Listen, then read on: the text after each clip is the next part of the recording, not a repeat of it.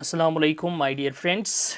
तो आज का हमारा दूसरा लेक्चर होगा फ्रैक्शंस पर। इससे पहले हमने फ्रैक्शन को पढ़ा और इसकी कुछ टाइप्स को भी देखा था। तो आज हम इसकी टाइप्स में से और एक टाइप को देखते हैं, जो हमारे पास एक कम्प्लेक्स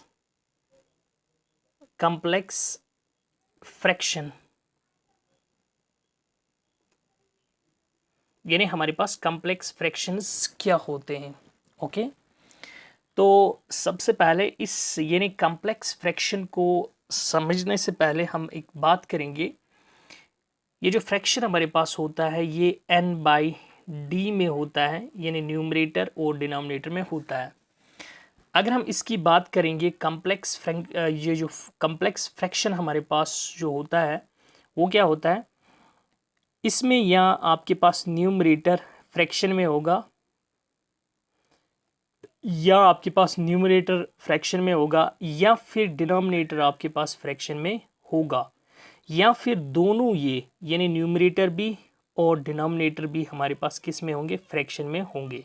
से फॉर एग्जांपल मैं यहाँ पर लेता हूँ 1/2 और डिवाइड मैंने इसको किया 5। तो यहाँ पर हमने जो देखा इसका जो न्यूमरेटर है दैट्स 1/2, ओके, और डिनोमिनेटर जो हमारे पास है 5 है। तो हमने यहाँ पर क्या देखा, इसका न्यूमरेटर जो है वो हमारे पास किस में आता है, फ्रैक्शन में आता है। ओके, और फिर हमने यहाँ पर यहाँ की बात की। अगर हम यहाँ की बात करेंगे, इसको लिखेंगे 1/2/5। तो हमने यहाँ पर क्या देखा, जो n है वो हमारे पास 1 है, ओके 1, और जो हमारे पास d है वो हमारे पास 2/5 है। तो यहाँ पर हमने क्या देखा कि इसमें जो डिनोमिनेटर है वो फ्रैक्शन में है।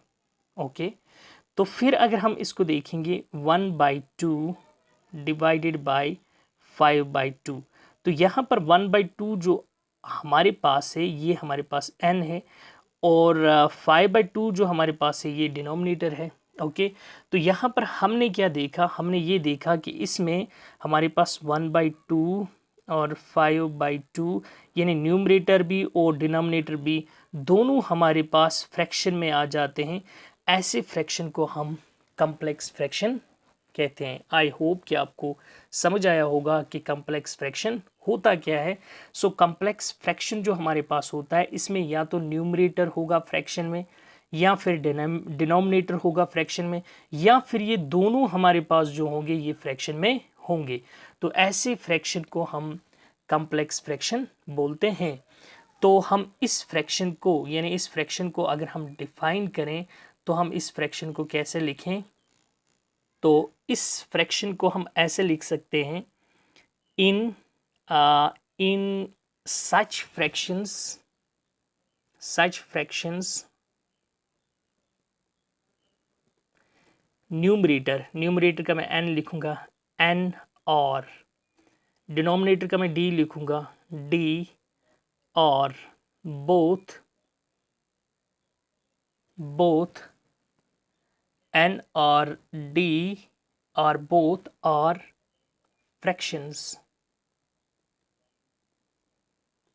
तो हमने यहाँ पर क्या देखा, इस फ्रैक्शन में हमारे पास न्यूमरेटर या फिर हमारे पास डिनोमिनेटर या फिर दोनों किस में होते हैं, फ्रैक्शन में।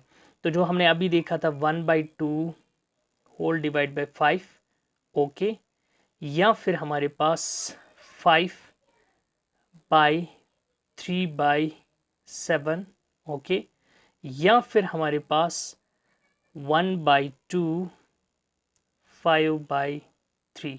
तो हमने यहाँ पर इसको देखा, या हमारे पास न्यूमरेटर फ्रैक्शन में होगा या डिनोमिनेटर या फिर दोनों फ्रैक्शन में होंगे। ऐसे फ्रैक्शन को हम कम्प्लेक्स फ्रैक्शन बोलते हैं। उसके बाद हम इनवर्स फ्रैक्शन को देखेंगे। इनवर्स फ्रैक्शन, ओके, तो हमारे पास ये जो इनवर्स फ्रैक्शन होता है इसको समझने की कोशिश करेंगे। हमारे पास से फॉर एग्जांपल एक फ्रैक्शन लेता हूँ मैं 4/5, ओके, और इस 4/5 यानी मेरे पास जो फ्रैक्शन है इसका इनवर्स अगर मैं देखूंगा, इनवर्स फ्रैक्शन